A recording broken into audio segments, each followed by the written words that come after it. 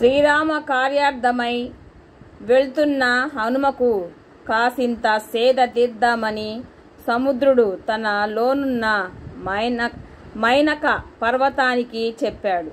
హనుమకి ఆతిథ్యమివ్వాలని సముద్రుడి ఆదేశంతో హనుమని ప్రార్థించాయి.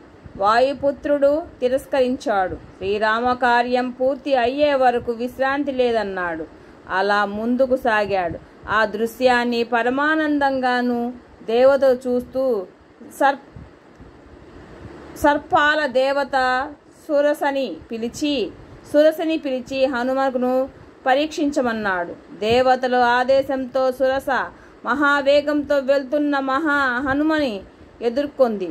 గుహలాంటి నోరు, భయంకరమైన కోరలు. రా వానరా, నీవే నా ఆహారము, కానరారా నా నోటిలోకి. హనుమాన్ నమస్కరించి తను శ్రీరామ కార్యార్థినై వెళుతున్నానని అడ్డు తొలగమని చెప్పాడు. సరస వినకపోవడంగా భీకరంగా గర్జించింది. హనుమ లాభం లేదనుకొని తన శరీరాన్ని అపారంగా పెంచాడు. సురస ఇంకా పెంచాడు. సురస కూడా పెంచింది.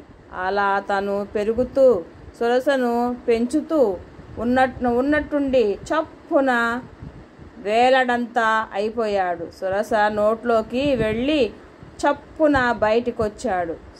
సురస హనుమను అభినందించి దీవించింది.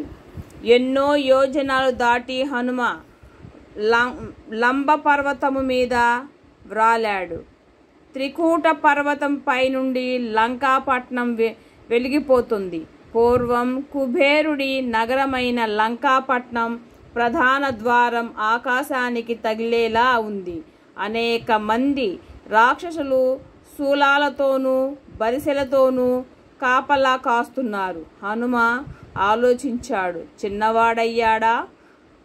చిన్నవాడయ్యాడు. అతను చూశాడు. నెమ్మదిగా ప్రధాన ద్వారం వైపు నడిచాడు. ఎవడవురా నీవు? భీకరంగా వినిపించింది. హనుమ చూశాడు. మహాపర్వతం వలె ఉంది.